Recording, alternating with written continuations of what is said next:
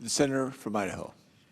Thank you, Mr. President. Well, today I rise and urge my colleagues to vote in favor of the accession protocols for Finland and Sweden to join NATO. This is probably one of the easiest votes I'll ever make in the United States Senate. I've listened to arguments about Asia somehow, that it comes in here. Look, this is we can walk and chew gum at the same time. Certainly we need to look at what's going on in Asia, pay attention to what's going on in Asia, but what we're talking about here is the defense of the North Atlantic. And this organization was put together many years ago. It has grown over those years to be 30 strong, and now we're going to add 2 more. NATO has been I have characterized it as the most successful political and military alliance in the history of the world. Certainly the most powerful alliance in the history of the world. And today we have the opportunity to expand the alliance by including Finland and Sweden. Now, over the years, we've added various countries, and debates could be had about those countries as to whether or not they are sufficient to join NATO and be part of the Article 5 attack on one. It is an attack on all alliance. But on Finland and Sweden, there really is little, if any, argument. These are 2 very successful countries. And this accession process is an important chance for the U.S. to demonstrate leadership in NATO.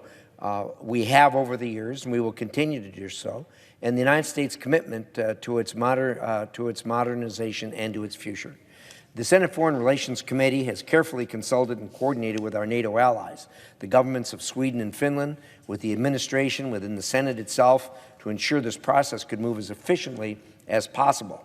I can tell you that personally, and others have done the same over recent years, and particularly over recent months, have pressed Finland and Sweden to change their view as to whether or not they should remain neutral and instead move into the NATO alliance. And on February 24th, we all know the world shook. Things changed dramatically. After Putin's unprovoked attack on Ukraine, Sweden and Finland, I'm sure, woke up and said, you know what, that could be us next. But it won't be us if we join NATO. And so their polling in their country changed dramatically on February 24th as to whether or not NATO membership was appropriate for them. They have now enthusiastically said that NATO is appropriate for them. And we have shown in this body bipartisan support for Finland and Sweden joining NATO. Finland and Sweden will make model members of the NATO alliance. Both have strong and capable militaries in place now and are already net contributors to the security alliance. As is pointed out earlier by Senator Collins here, they have been very active in NATO, even though they're not members of NATO, by participating in various drills that have taken place, and also by participating in the duties that NATO does, strengthening the eastern flank of NATO. They've also demonstrated interoperability with NATO, which is extremely important, and commitment necessary to join the alliance. I would say that today, with what's going on in Ukraine, Finland and Sweden joining the alliance is even more important. When the shooting's over in Ukraine, it won't be over.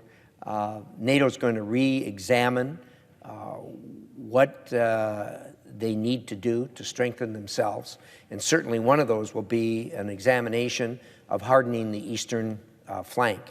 And Finland and Sweden obviously are on the eastern flank. Will add considerably to that. And not only that, it's going to cost more to defend the eastern flank simply because of what Russia has done. And Finland and Sweden will be a contributor, as will everybody in NATO. Adding these 2 nations as full members of our alliance will further deter any temptation by Russia to engage in military adventurism in the Baltic and Arctic regions.